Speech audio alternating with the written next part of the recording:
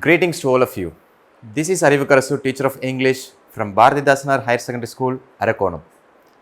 So, in my last class, I have taught you pronouns and its types. I have introduced what is a pronoun and also I have introduced its types.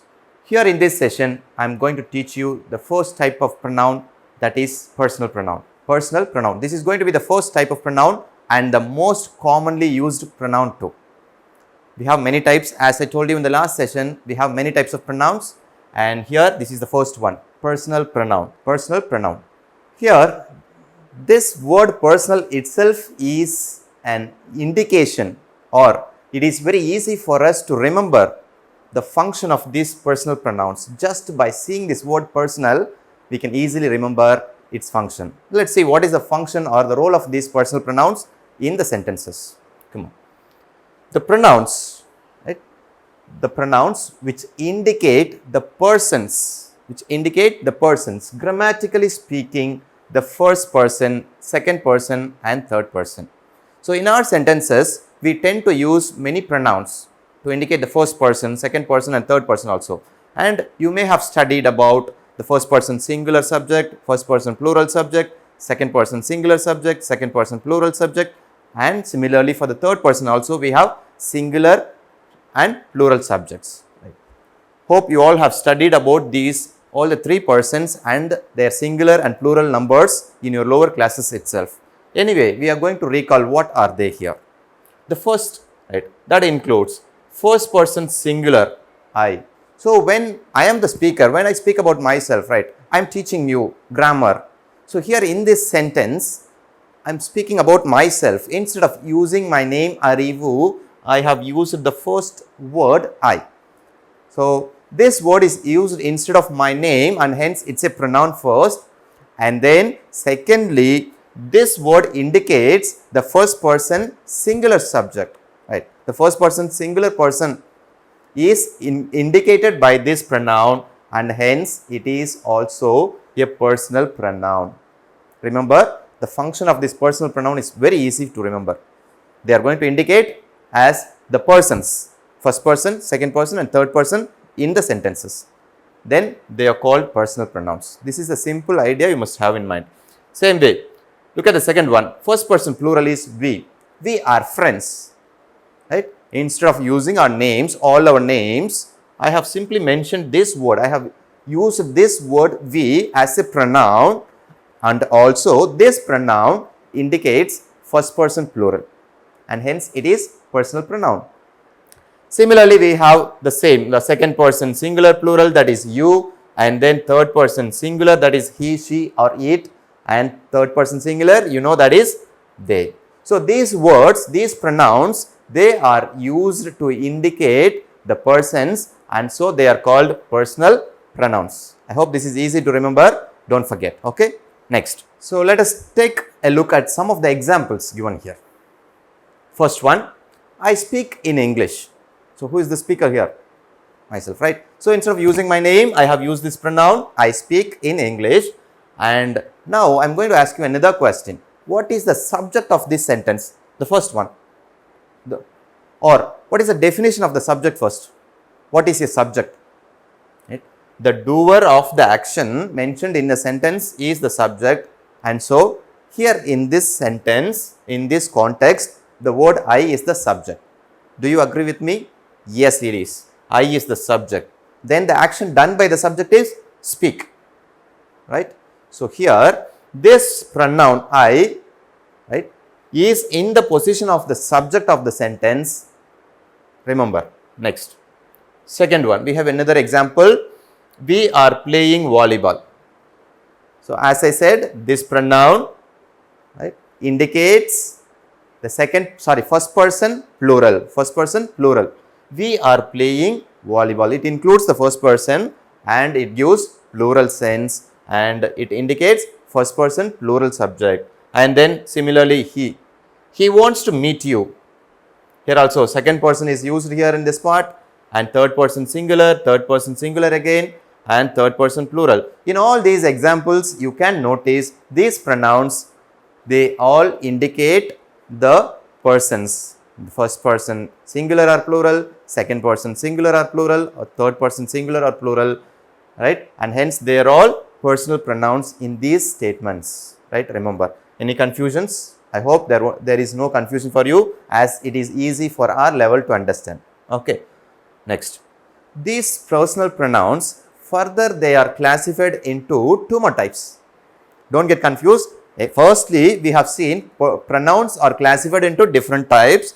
In that, the first type is personal pronoun, and now that personal pronoun is further or again classified into its subtypes. They are subjective personal pronoun, objective personal pronoun. Okay, subjective and objective personal pronouns. These are the two types. Okay, fine. Now let us know what is subjective personal pronoun. Don't get confused. Again, I am telling you, it is very easy to learn. Subjective personal pronoun. Okay. Take a look at this definition given for this. When a personal pronoun, right, when a personal pronoun comes in the place of the subject of a sentence. You know what is a subject in a sentence, right? The doer of the action in a sentence is subject. So, when these personal pronouns, when they come in the place of the subject of a sentence, then it is subjective personal pronoun. Right? Here, take a look at this example. I love to teach the students. Here, in this sentence, the subject is I. The subject is I. Also, this is used instead of, or this pronoun is used instead of first person singular name, that is myself. I am the speaker here. So, instead of using my name, I have used this first person singular subject I. And this personal pronoun is in the position of a subject, and so it is called subjective personal pronoun. This is it. Very simple logic. Anyone can understand very easily. Personal pronoun, when it comes in the subject place, subjective personal pronoun. Is it clear to you? Right. Next, we have the second type, objective personal pronoun. I guess most of you have already understood what it is going to be. Am I right? Yes. Seeing the title itself, many of you have guessed it already. What is objective personal pronoun? Very similar logic. Right? Anyway, we shall start with the definition. When a personal pronoun comes in the place of an object of a sentence, right? When it comes in the object place, it is said to be objective personal pronoun. Okay. Here are two examples. Let us look at them too. Arun met him yesterday. Here the word him is used. Maybe Arun met his friend maybe. Right. The name is not given here. Instead of Arun's friend's name, here the pronoun him is used, and this word him, right, it is indicating third person singular. Third person singular, he. Okay. So, I will tell you how this word he changes to him here. I will tell you, don't worry. Arun met him yesterday. In this sentence, you can find the pronoun indicating the third person singular, and that personal pronoun came in the place of an object here. It is not the subject, instead it is the object of the sentence, and hence it is objective personal pronoun. And we have one more example also. Okay. My family members presented me a gift. Here you can see this word me, which specifies me, or which, right, denotes the first person singular, I. Okay. So, this personal pronoun, as I told you, first you need to understand this is personal pronoun. Firstly, it is pronoun, and then it is personal pronoun as it is indicating first person singular.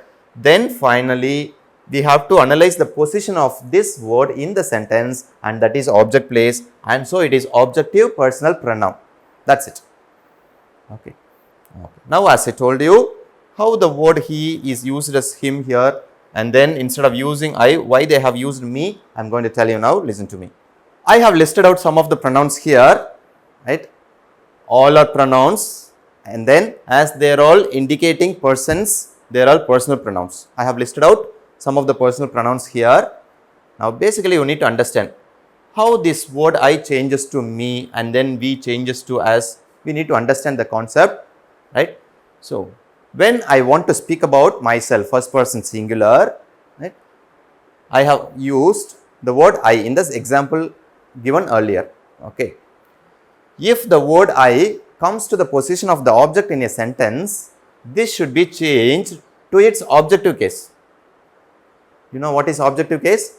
Don't worry, it is again very easy to understand. The same word has another form, right? The same word has another form when it is used in the object place. If you use it in the subject place, it is I. When it comes to the object place, the objective case of this word, remember, the objective case of this word should be used, and that is me.